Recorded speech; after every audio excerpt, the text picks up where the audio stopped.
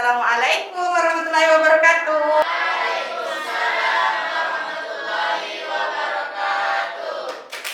Oke, apa kabar adik-adik mahasiswa sekalian? Alhamdulillah baik, Ibu. Oke, baik ya. Hari ini kita akan belajar tentang praktik entrepreneurship ya. Iya, Ibu. Oke, semangat? Semangat, Ibu. Aduh, kayaknya kurang semangat ini. Baik, kita tepuk semangat dulu karena ini kan jam-jam siang lawan untuk mengantuk. Jadi semuanya berdiri dulu deh. Kita tepuk semangat dulu. Oke, semuanya ikuti saya. Tepuk semangat. Semangat. Semangat. Oke, tadi bagaimana? Sudah bangkit semangatnya semua? Iya. Oke, sudah baik. Sebelum memulai perkuliahan pada siang hari ini, ada baiknya kita membaca doa bersama-sama ya. Oke, siapa yang mau pimpin doa untuk pertemuan ini? Oke, sebelum kita memulai pembelajaran pada hari ini, ada baiknya kita berdoa terlebih dahulu. Doa dimulai.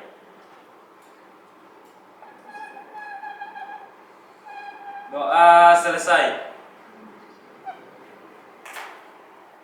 Oke, semuanya dengarkan namanya dulu ya. Saya absen dulu satu persatu. Iya, Ibu. Siti Homaria, Hadir, Ibu. Wafika Diljana, Hadir, Ibu. oke. Andi Fatima. Hadir, Bu. Hari ini hadir semua tidak? Alhamdulillah hadir, Ibu. Oke, hadir ya, karena saya lihat tidak ada tulis yang tidak ada isinya. Berarti ada semua di lengkap. Kelompok 1 mana? Coba angkat tangan. Oke, kelompok 2. Oke, kelompok 3. Oke, semuanya sudah hadir. Baiklah. Oke, sebelum kita masuk ke pertemuan kita pada hari ini, saya akan mengajak rekan-rekan mahasiswa sekalian untuk merecall kira-kira apa sih yang kita pelajari di pertemuan sebelumnya. Ada yang masih ingat? Boleh angkat tangan. Saya, Bu. Iya, coba Rizky silahkan.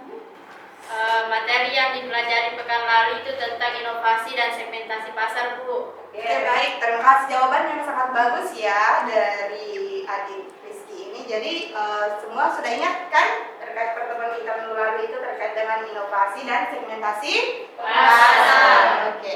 Baik, hari ini kita tidak jauh-jauh dari pertemuan sebelumnya.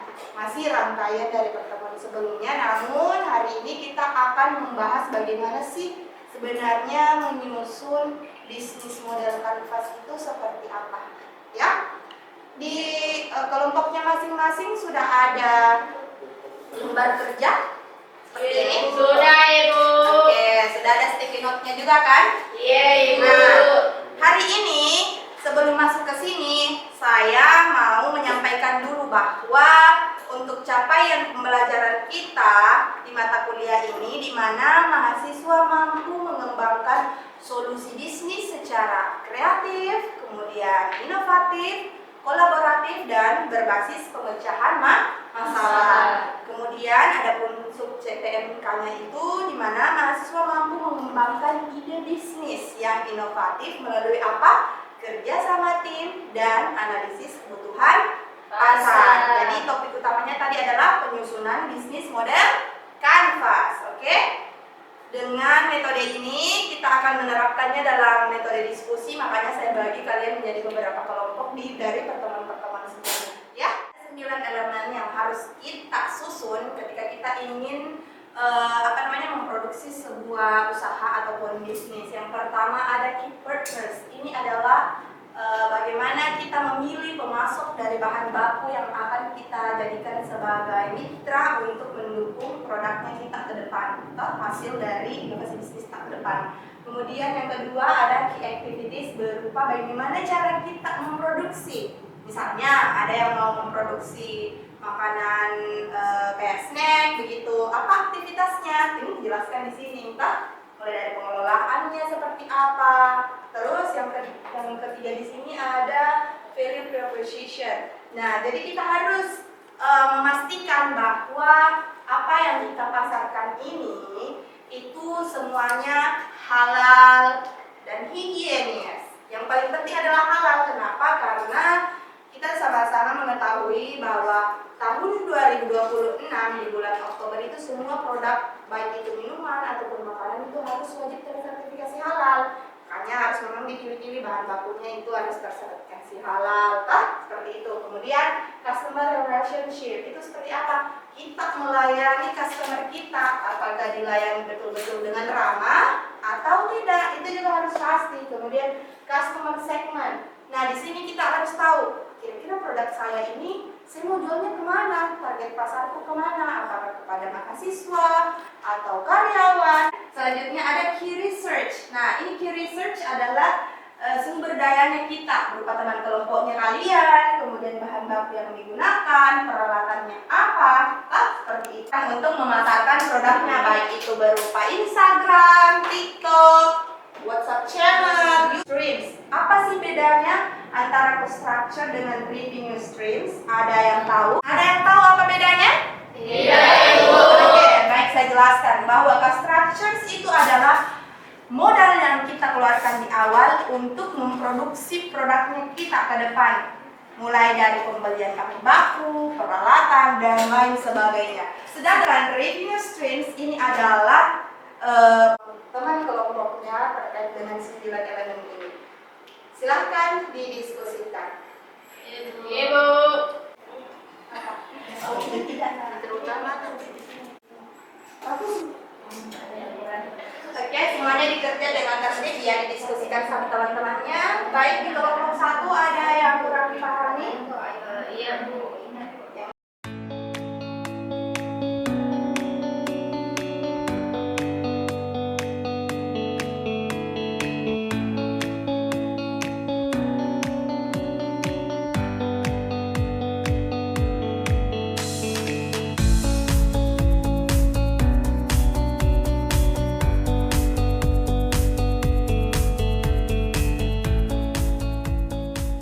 Oke, selanjutnya kelompok 3 bagaimana?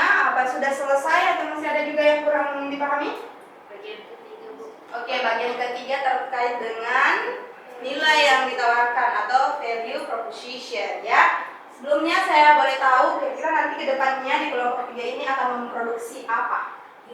Dessert ya. Oke.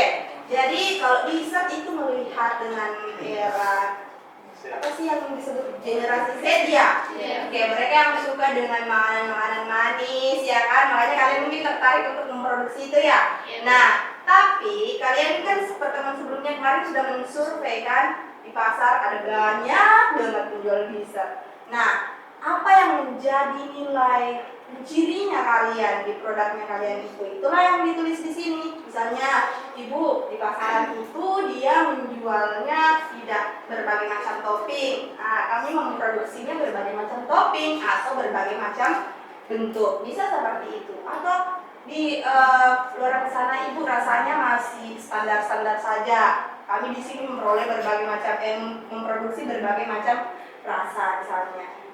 Baik, bagaimana semuanya? Sudah jelas semua? Sudah, Ibu. Ada apa sudah ada yang sudah mengisi semua lembar kerjanya? Sudah ada, Bu. Sudah, oke. Kelompok 1 boleh presentase ke depan teman-temannya? Iya, Bu. Oke, silakan. Baik, terima kasih kepada moderator. Langsung saja, nama usaha kami yaitu Martabak Rasa Yang Pernah Ada. Kemudian mitra utama di mana kita memperoleh bahan baku yaitu yang pertama dari pasar tradisional dan yang kedua yaitu toko. Kemudian kita mengelolanya dengan promosi produk dan melayani pelanggan. Kemudian kita juga memastikan bahwa martabak kami terverifikasi halal, kemudian rasanya enak dan unik, serta harga terjangkau, bahan berkualitas. Tangan dulu untuk presentasi. Sudah dijelaskan ya seluruh ke-9 elemen ini untuk menyusun bisnis model kanvas. Nah, namun pada kelompok yang belum presentasi, apakah ada yang masih kurang atau masih kalian ingin tahu lebih dalam terkait dengan presentasi dari kelompok 1 tadi? Silahkan. Saya, Bu. Silahkan kelompok 3. Izin bertanya kepada kelompok 1 yang ingin saya tanyakan yaitu berapa total pendapatan yang kalian dapatkan dalam satu kali produksi dan pendapatan tersebut kalian dapatkan dari mana? Jadi pendapatan kita dalam satu kali produksi yaitu sebanyak 40 pieces martabak dengan harga 4.500 per pieces, diperoleh pendapatan sebesar 180.000 dengan modal produksi 174.000. Usaha ini menghasilkan laba bersih sebesar 6.000 atau sekitar 3,45% dari modal yang dikeluarkan. Baik, bagaimana kepada saudara penanya? Ya, terima kasih. Oke, baik, terima kasih semuanya atas presentasi kalian hari ini. Untuk kelompok 1 boleh kembali ke tempat duduknya semula, silakan. Baik, kita lanjutkan untuk ke pembahasan selanjutnya. Cuma tadi presentasi dari kelompok 1, semoga semuanya bisa menjalankan bisnisnya dengan baik ya. Tepuk tangan dulu untuk kita semua. Oke, namun ada beberapa catatan yang harus kita ingat bersama bahwa dalam pertemuan kali ini disinilah gunanya kita mengintegrasikan keilmuan kita ini ke dalam keilmuan sains dan keilmuan Islam, di mana dari sisi keilmuan Islam itu penyusunan value proposition dan revenue streams itu harus menghindari yang namanya unsur riba, kemudian gharar, maishir atau tidak jelasan dan spekulasi ya. Jadi tolong nanti ketika memasarkan itu dihindari semua.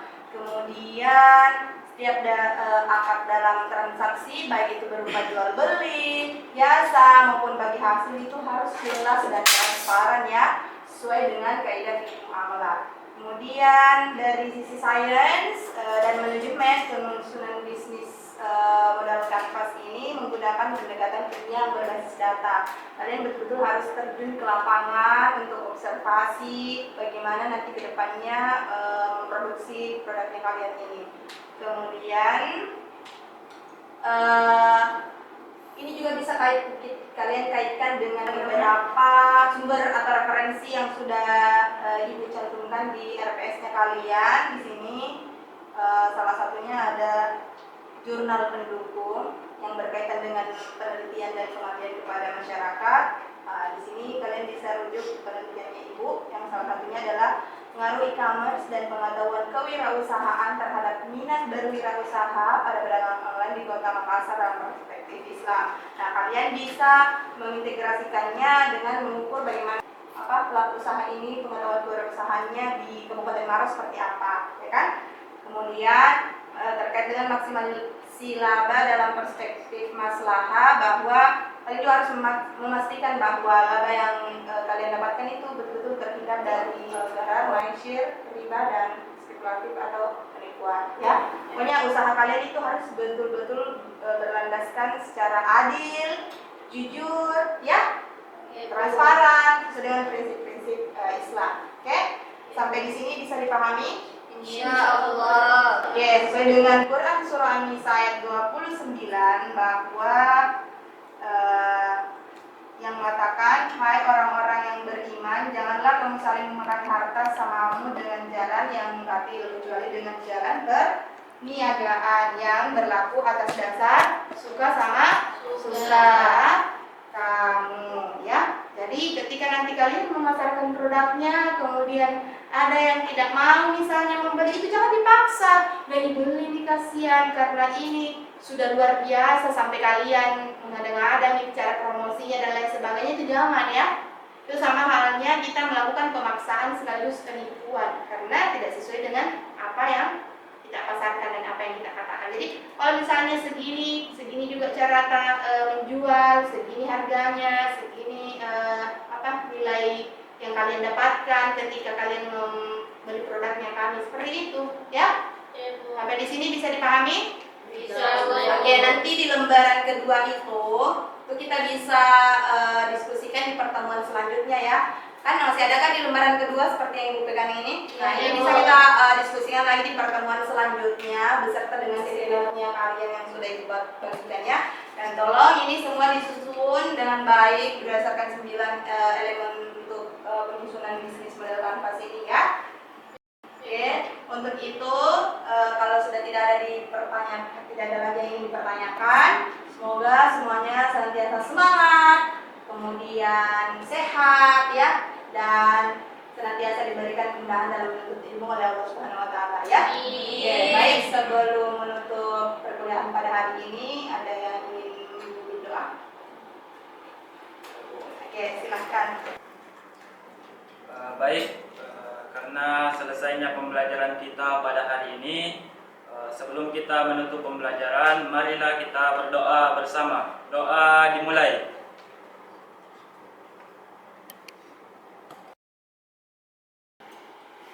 Baik, itulah tadi pembelajaran kita pada hari ini. Semoga apa yang kita pelajari semua ini bisa bermanfaat dan bisa diterapkan untuk mendukung proses pembuatan bisnis model kanvas ke depannya ya.